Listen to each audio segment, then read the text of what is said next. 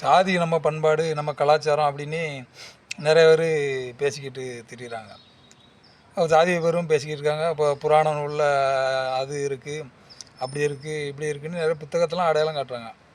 ஆனால் திருவள்ளுவர்லாம் அப்படி பல ஜாதிகளையும் திருவள்ளுவர் காட்டலை. எந்த ஜாதி உயர்ந்த ஜாதின்னு திருவள்ளுவர் சொல்லலை.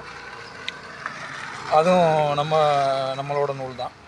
இவங்க நிறைய புராண நூல்கள் அதெல்லாம் காட்டுறாங்க. சரி, அதெல்லாம் இருக்கட்டும். ஆதி மனிதன் இருக்காங்களா, ஆதி மனிதன் நம்மளோட முன்னோர். அவன் தான் முன்னோர், நம்மளோட மனிதனோட முன்னோர். ஆதி மனிதன் நம்ம வம்சாவளி, அவனோட தொடர்ச்சி தான் நம்ம. அந்த ஆதி மனிதன் வந்து அங்கங்கே கூட்டம் கூட்டமாக வாழ்ந்திருக்கான்.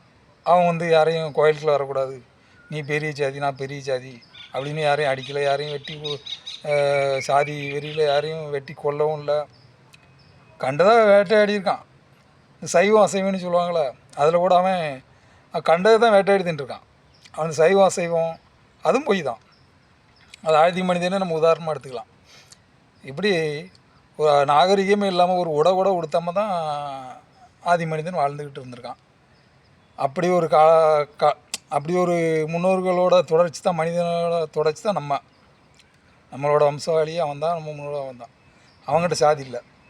அப்போ அந்த சாதி வந்து இடையில தான் எவனோ எழுதி வச்சு ஏதோ ஒரு கூட்டம் நம்மளை பிரித்து ஆதாயம் தேடிக்கிட்டு இருக்காங்க. இது வரைக்கும் நம்ம அந்த சாதியை பிடிச்சி தூங்கிட்டு அலையிறோம். இதில் தான் எனக்கு சாதி நம்ம அடையாளமும் கிடையாது, நம்ம பண்பாடு கிடையாது, நம்ம கலாச்சாரமும் கிடையாது. நமக்கு மனிதங்கிறத நம்ம அடையாளம்.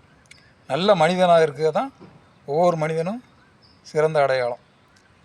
அதே மாதிரி அசைவம் சைவமும் நம்ம எந்த அது கலாச்சாரமே கிடையாது. அவன் விரும்புகிறத சாப்பிட்டு போகிறான், அவ்வளோதான். நன்றி, வணக்கம்.